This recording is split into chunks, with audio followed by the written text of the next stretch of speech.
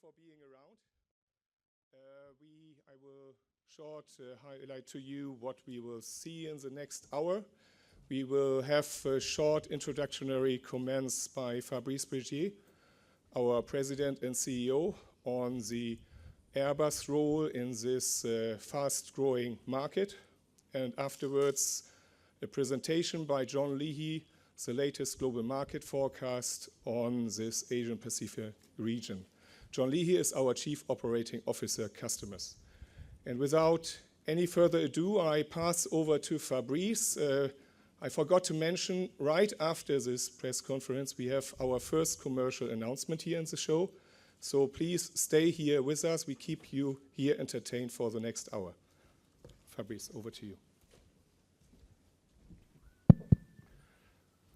Thank you, Stefan. Good afternoon, everybody. It's a great pleasure to be here in Singapore, which is a very lively place for aerospace. And clearly, Airbus is very active in this region, as you will see.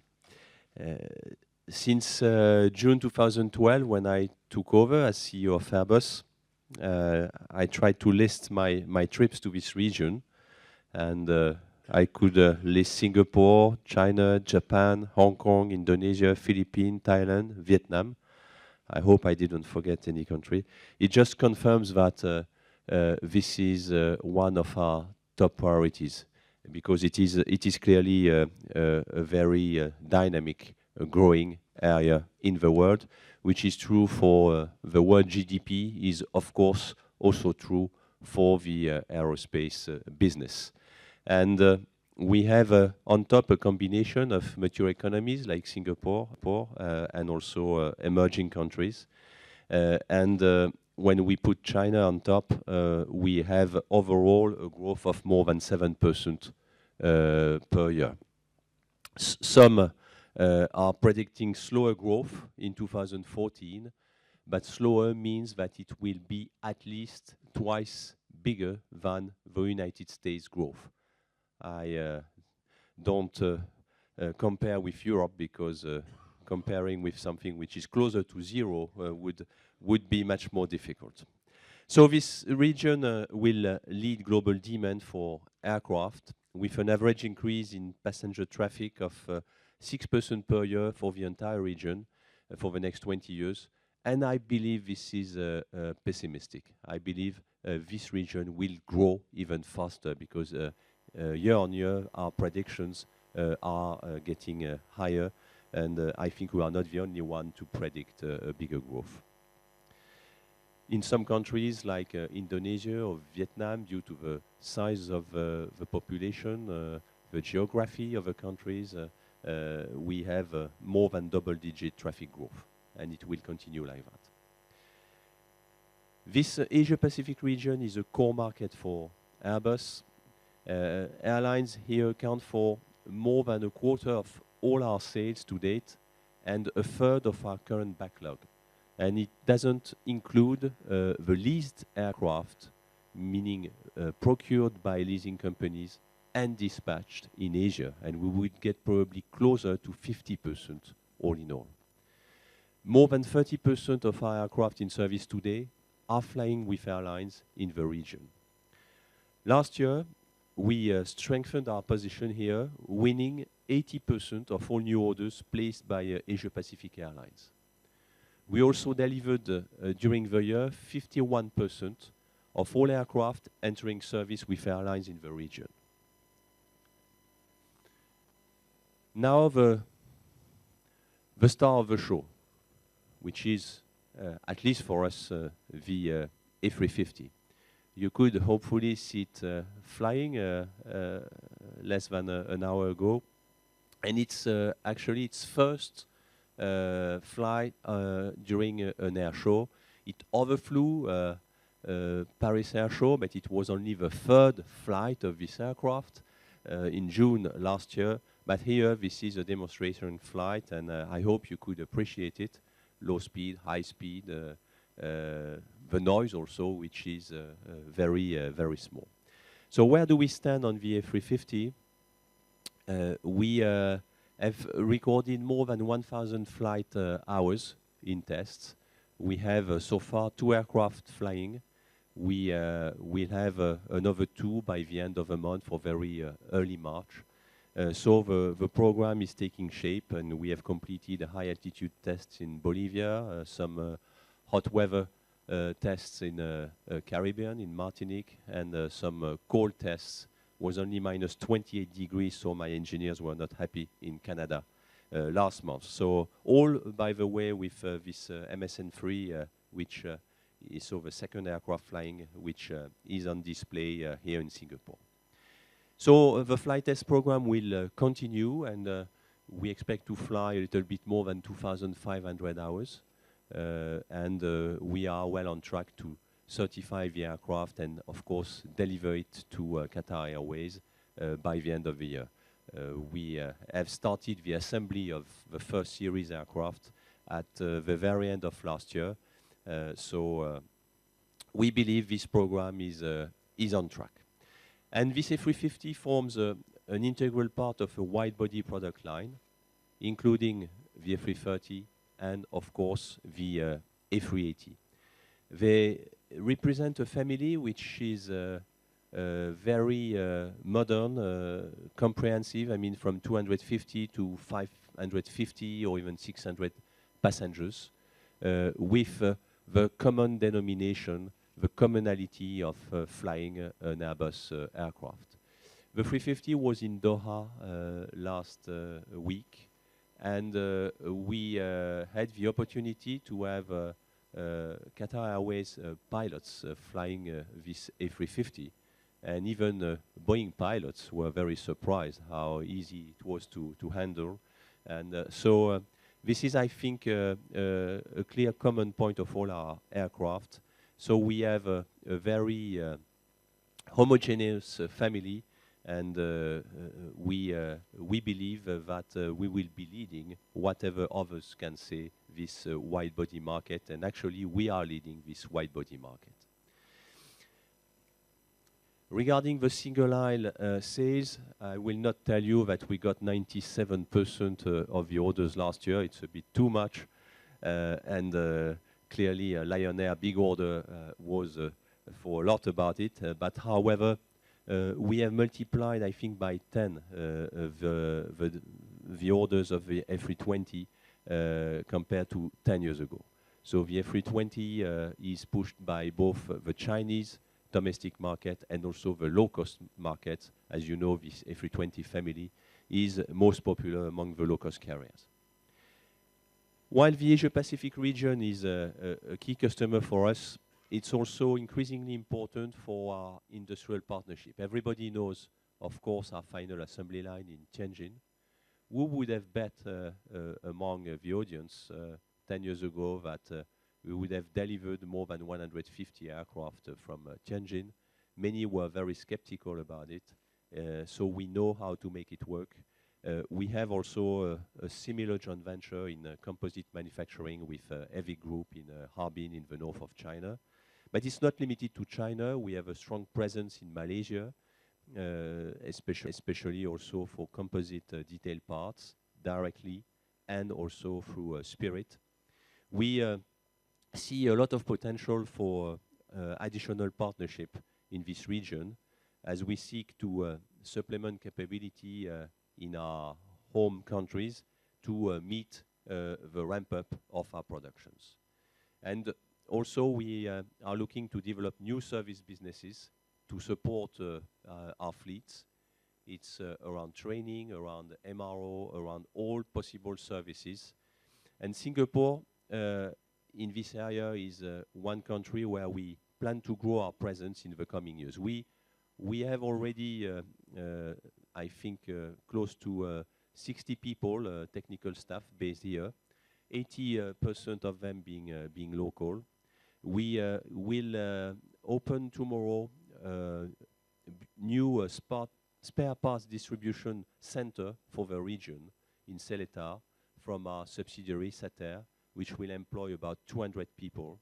We also have partnerships in R&T with Singapore Technology in conversion to freighters, and even finance has decided to contribute to it because they have just announced, or they will announce imminently, that they open a branch here in Singapore for our Asian activities.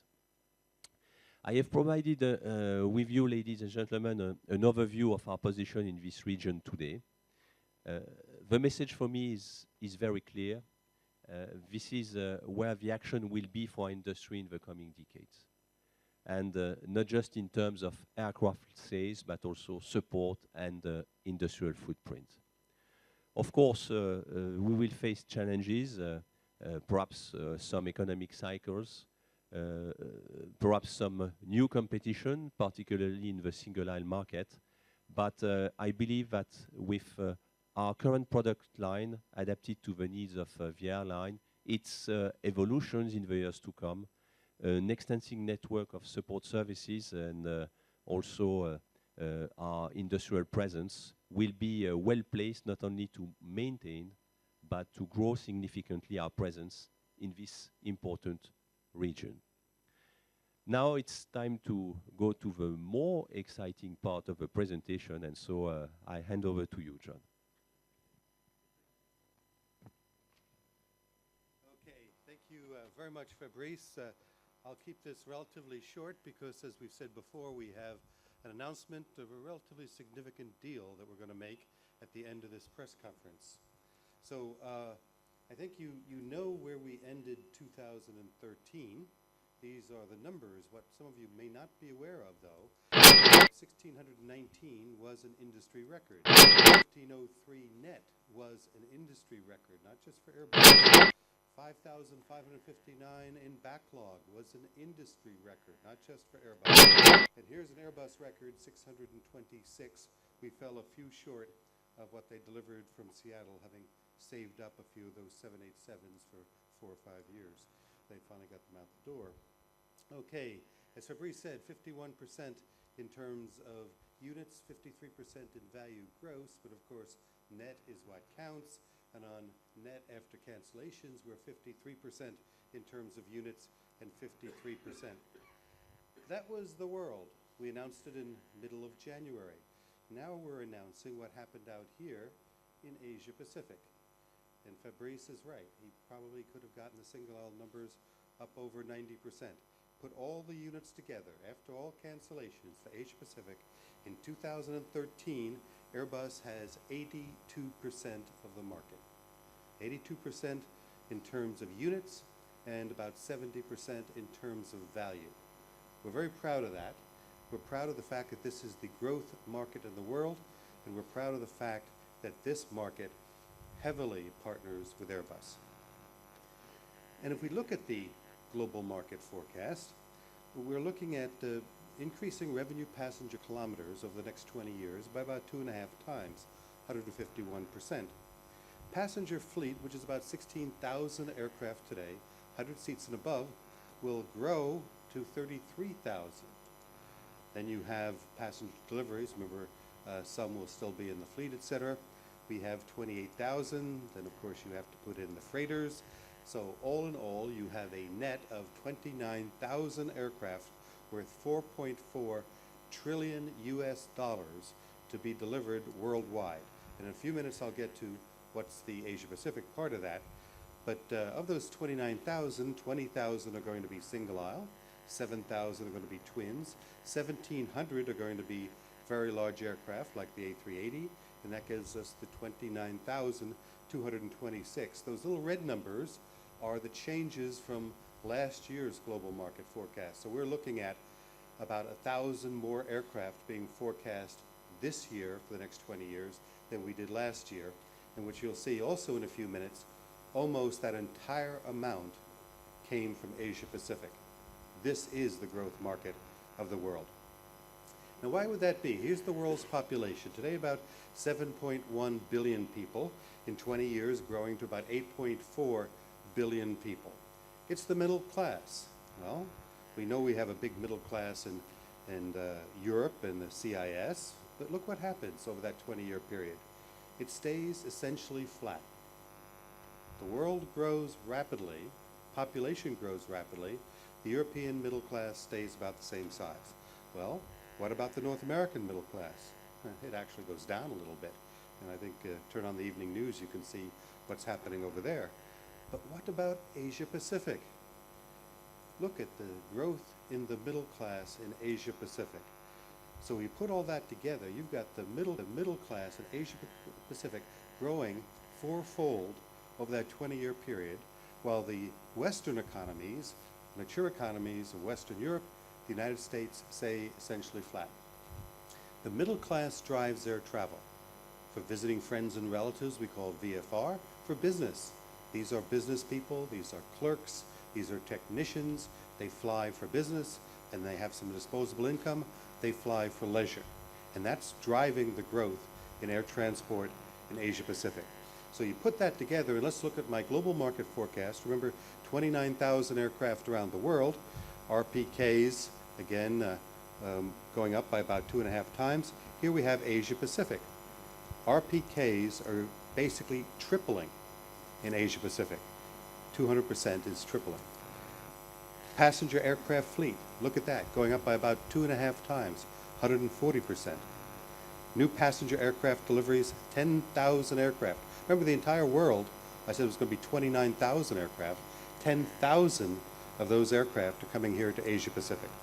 Then we have the freighters, and you put that all together, it's about 11,000 aircraft out of the 29,000 aircraft are going to Asia Pacific, worth 1.8 trillion US dollars out of the 4.4 trillion we talked about for the entire world.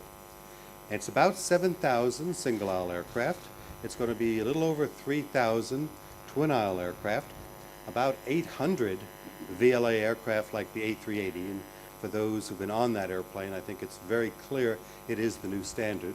I flew in here yesterday from Amsterdam on an Emirates 380 down to Dubai, changed planes, got on another A380 out of Dubai, and flew into Singapore. It is, I assure you, the only way to travel. Now, Asia Pacific is going to lead the world in traffic. Let's look at that. Here are the numbers today, and then those are the numbers on the right-hand side in 20 years. You can see there are big three markets of the world, Asia Pacific, Europe, and North America. But look what's happening. Asia Pacific is coming on strong. It's going to be 34% of all the world traffic demand. And look what happens to the US, North America. It starts shrinking. Why is it shrinking? It actually grows, but it shrinks as a relative percentage because it's a very mature market. The growth market is out here. And here's another very interesting story. Blue is what you see today, and the yellow added to the blue is what you'll see in 20 years. Now, the biggest domestic market in the world, we could have a quiz around here, everybody say domestic United States. We all know you've got bumper-to-bumper airplanes, you try to get out of LaGuardia, JFK, you're in line of number 1822 for takeoff. That is a congested market. It is the #1 domestic market in the world. Within 20 years, it will no longer be the #1 market. The #1 domestic market for air traffic will be domestic China. Absolutely guaranteed. Domestic China, which is another reason why we need bigger aircraft in China. They're building airports at an astounding rate. For those of you who regularly fly into China, you too will experience many delays getting in and out of the major airports. Yet that traffic is going to double in less than 10 years in China at the growth rates they've got today. The only way that can happen is with bigger aircraft. Here's another phenomenon that's happening out here in Asia Pacific. Well, it's happening all around the world, but it's really quite relevant in Asia Pacific. So dark blue are the number of seats being offered by basically the full service carriers or legacy carriers, whatever you want to call them. And that little orange or yellow, the number of seats being put into the Asia Pacific market by the low-cost carriers. And the little green line going up is the percentage. As you can see, go back to like 2003, you had 2% of all the seats being offered by low-cost carriers. 2013, it's 25%. Look at that growth rate of low-cost carriers. And that's all of Asia Pacific. Let's look at Southeast Asia, where we are today. Southeast Asia story. Look what's happening. 52% 2 years ago, were low-cost carriers. 58% of all the seats being offered for sale last year were with low-cost carriers within the Asia-Pacific region. You can see it's starting to flatten out a bit, but it's probably going to go up another 10 or 15 percentage points before it flattens out. We're predicting that over 70% of all the seats being offered within the Asia-Pacific region are going to be through the low-cost carriers, which is why you see even the large legacy carriers forming their own low-cost airlines. And it just so happens we have the ideal aircraft for that. It's called the A320 family. Over 10,000 firm orders right now, 5,000 aircraft deliveries.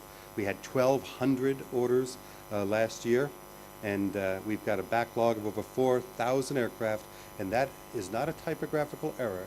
Every 2 seconds, while I'm talking here, an A320 is taking off or landing somewhere in the world. Every 1, 2, an airplane just took off or landed somewhere in the world, 24/7. And it's doing it with over 99% technical dispatch reliability. And then, of course, we brought out our NEO with 15% lower fuel burn, much more comfortable, higher commonality with the A320 CO. And that's, we all talk about our 15% lower fuel burn. That's the A320. If I refer to the A321, the stretch version, that's about 17% lower fuel burn. Plus you get lower maintenance cost, plus you get lower noise, lower environmental impact, which is one of the reasons why it's become the best-selling program in commercial aviation history. Over 60% of the market right now is going to the A320 NEO family. And that number might even be slightly higher in about 20 minutes when we make another announcement here. We also believe that the customers are voting with their order book. NEO leads MAX in orders and customers in Asia Pacific. Let's look at this region. We've got about 80% of the market for the NEO versus the MAX out here. We've got 12 customers. They've got 3 customers. This is an airplane designed for Asia Pacific. The seats are wider, the bins are bigger, the aisle is wider, the fuselage is wider, containerized cargo is available, and everybody needs containerized cargo. This is an up-to-date, modern, fuel-efficient airplane that we'll have in production through the year 2030. And then, of course, we have the A330. I talked about having larger aircraft for the region. One way to do that is to moving into larger aircraft, like the A330. It operates with 99% dispatch reliability. We're bringing out a regional version of it right now. 199 tons, down from the high gross weight of 242 tons, which, by the way, could fly from Singapore to Europe at 242 tons. We have optimized thrust, taking the thrust down to 68,000 pounds of thrust. We also change the amount of cycles because it becomes a high cycle airplane, and we lower the maintenance cost on the airplane as well. We put more seats into it, and here are the 2 range circles. The range circle you can see for the regional airplane is very obvious. That's the 199-ton regional airplane. The other one, which doesn't look like a circle at all with a smiley face, is actually the 242-ton version, and anywhere inside that blue line is where the airplane could get from Beijing. So think about that. Look at the range. You're going over to New York City, you've got all of Europe covered, or we have a regional version that very handsomely covers about 2,700 nautical miles, about 5-6 hours of flying, at seat mile cost that cannot be beat by any other airplane on routes like that. And then, of course, we have our XWB, the 350 XWB, 239 orders last year. Many people were surprised by that. Many others were surprised that 65 of them came from the Asia Pacific region. 39 customers with a backlog of 814, our first aircraft to be delivered at the end of this year to Qatar Airways. And I heard that yesterday at a press briefing, Boeing was waxing eloquent about how impressive their wide-body product line is. Well, actually, it looks a bit like a dog's breakfast to me. You know, if they've got the sweet spot in the market, there are an awful lot of sweet spots in that market. What do the airlines want? They want simplicity. On the left side, we have a common family. We have the 350 and 380, and we cover everything with those 4 airplanes the simplicity of those 4 airplanes, that it takes Boeing 8 different models and multiple aircraft types, multiple aircraft families to say, aha, we can do the same thing. You just have to buy 8 different models to do the same thing. So I'm not quite sure if I were sitting in Seattle, I'd be bragging about that. But once again, the customers are the ones who will decide. Fortunately, they're voting with their order books. And the A350. 50 new orders last year from Emirates. I hope to be able, we're still trying to finalize things, to be able to announce perhaps an A380 order at this show. We'll see what happens over the next couple days. But we have 304 firm orders, 19 customers, a backlog of 181 airplanes, 25 aircraft delivered in 2013, similar numbers to be delivered this year. Is the airplane needed in the world market? Guys in Seattle say, no. Just little airplanes just keep flying back and forth all over the place. It'll be fine. Now, how are you going to do that? There are 42 mega cities in the world today. 42 mega cities that are actually covering over 90% of all the international long-haul traffic. That's where the A380s are flying. These are the major hubs. A380s are connecting them one after another. What's very interesting, though, and this basically contradicts the Boeing argument of just have more flights, just have more flights. Traffic is doubling every 15 years on average worldwide. There's low growth in places like the US and Western Europe, so it's actually doubling less than 10 years out in countries in Asia Pacific in places like China. So go to Beijing, go to Hong Kong, go to London Heathrow, go to Singapore and say, well, why don't we just have twice as many flights 10 years from now? It's not going to work unless you want to wait for the 12th airplane to take off at 2:45 a.m. There isn't enough airspace. There isn't enough room on the ground. There aren't enough airports. We have to move to bigger airplanes, at least for the connections to these mega hubs. Remember, there are 42 of them today. In 20 years, there'll be 90 of them. 90 mega cities connected in a web around the world, connected by A380s that will actually be responsible for 99% of all the international traffic. So sure, if you want to go from Singapore to Kuala Lumpur, you may not choose to do that with an A380. But if you want to go from Singapore to London, you certainly will. Anyway, that's my theory. What do the airlines think? Well, once again, they're voting with their order book. Boeing has a 747-8, which all the airlines know. It's the updated version of the venerable old 747. We have 72% of the market. They've got 28% of the market. But that includes freighters, and if you recall, we don't build a freighter version. We talked about it, we actually sold it, but when we got into a little production trouble about 10 years ago, we decided to drop that program. We haven't brought it back. So really, we're not competing in that market. The market we're competing in is the passenger market. And of course, VIPs, yes, occasionally you sell one to a head of state or an emir or a sheikh or something. Look at that market, and the A380 has 86% of that market. Our friends in Seattle have 14% of that market. The airlines have voted with their order books. The very large aircraft standard for the future is the A380. And we're also improving not just the comfort, but the economics of the airplane. One way we're doing it is we're now introducing standard economy, 18 inches. Remember, I don't want to see anybody trying to squeeze into a 16.9-inch seat, which is the standard on that 787 out there. Go take a look at it and sit in coach. I can't fit in it, so it's one of the reasons why I'm running this campaign right now. I need a slightly wider seat in economy. We have 18 inches as the standard. We can put 11 abreast on an A380 and still have 18 inches. Look at that. It almost looks like a premium economy on the top. And then today's standard, like Emirates standard economy, will become premium economy. Why? Because it gets up to 18.5 to 19 inches, depending upon who's designing the seat. That's right, you could have a 19-inch seat, in fact you do on Emirates, a 19-inch seat in economy, when if you get into a 9 abreast, which is becoming the standard 787, you get a 16.8, 16.9-inch seat. That's a big, big difference in comfort. And remember, we're not flying 2 hours, 3 hours. We're flying 12 hours, 14 hours on these airplanes. So we believe we've got the standard for the future. The standard is a comfortable 18-inch seat quiet, reliable airplane with room to walk around like the A380. Well, that's our product line. I think that's one of the reasons why we have 80% of the market in Asia Pacific. We're proud of it, and we're proud of our partnership with the airlines out here. They're the future, and we want to grow with them. I think, Fabrice, now we open it up to some questions here. Thank you, John. Thank you, Fabrice. And now we start the Q&A. Please give your name and media. Over to you.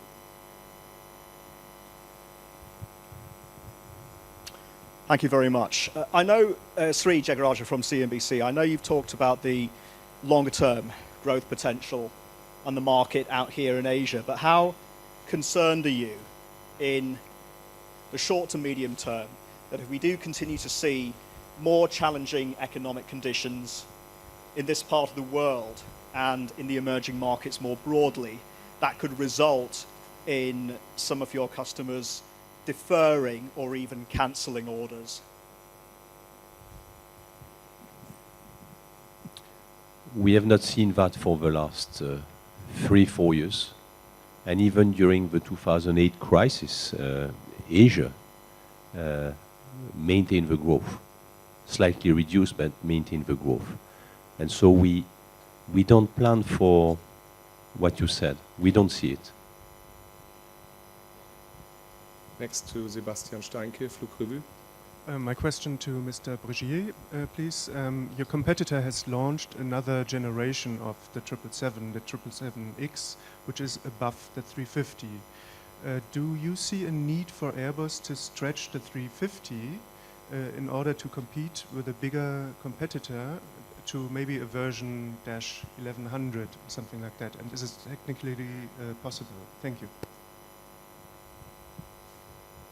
A new generation for an aircraft which is 30 or 40 tons heavier than a 350-1000, I would not call it a new aircraft. To answer bluntly, we have it, it's the A380. We have a bigger aircraft, we have a more efficient aircraft. And the 777X has to be slightly bigger because could not compete against the 350-1000. So they were in a sweet spot, which was a 360 pax category in free class, and we just took over this sweet spot. And they need to go slightly bigger, but we believe they are not bigger enough. So 350-1000 and 380 should be more than sufficient.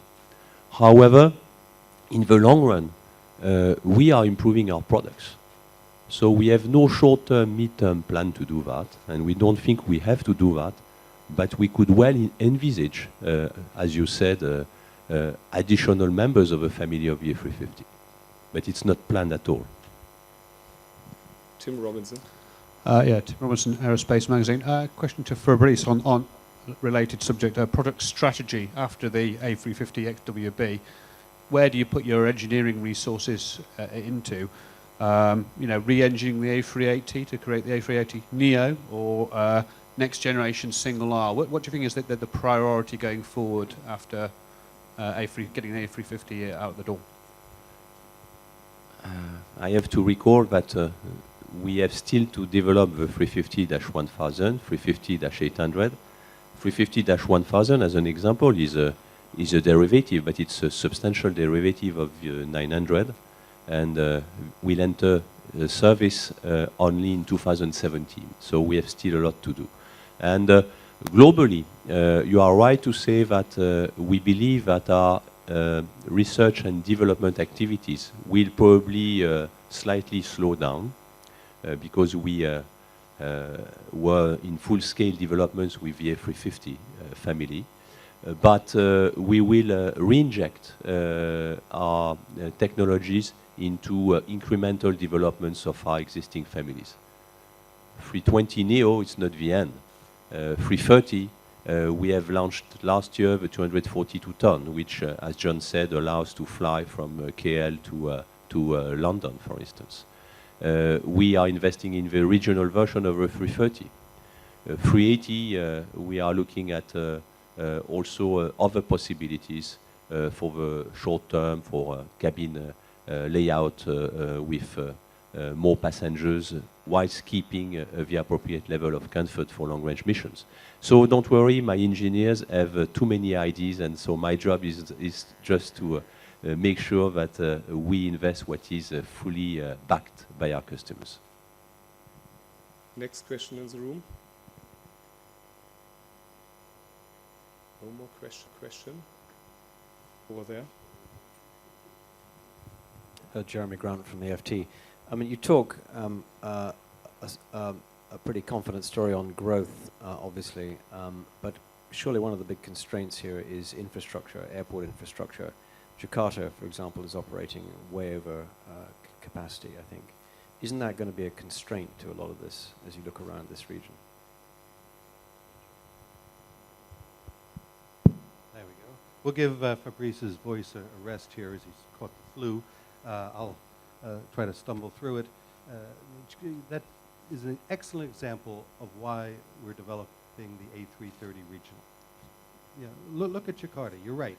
How are you going to double traffic? How do you increase traffic by 50%? You can't with just more flights.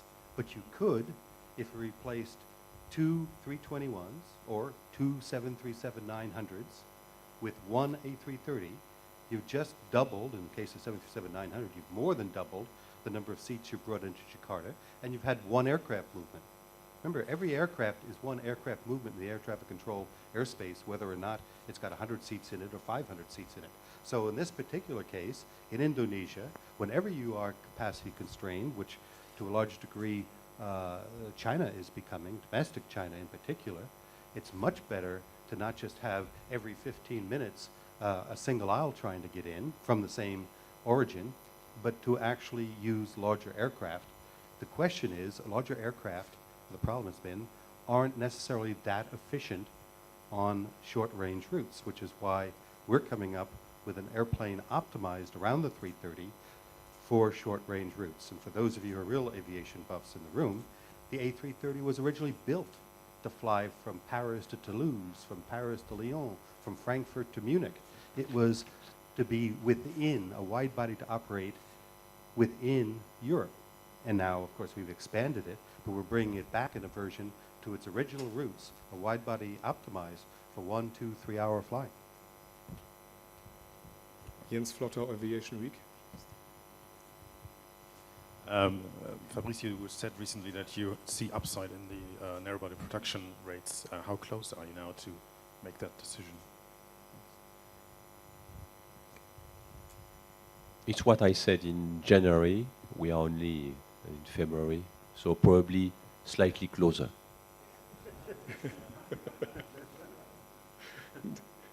Next question to the lady. Thank you very much. Mayuko Tani from Nikkei, Japanese newspaper. There is a new competition that Fabrice mentioned that in the single aisle market where new entrants coming in. How do you feel the competition, and which segment of your customer base could be most vulnerable? You may lose in a way.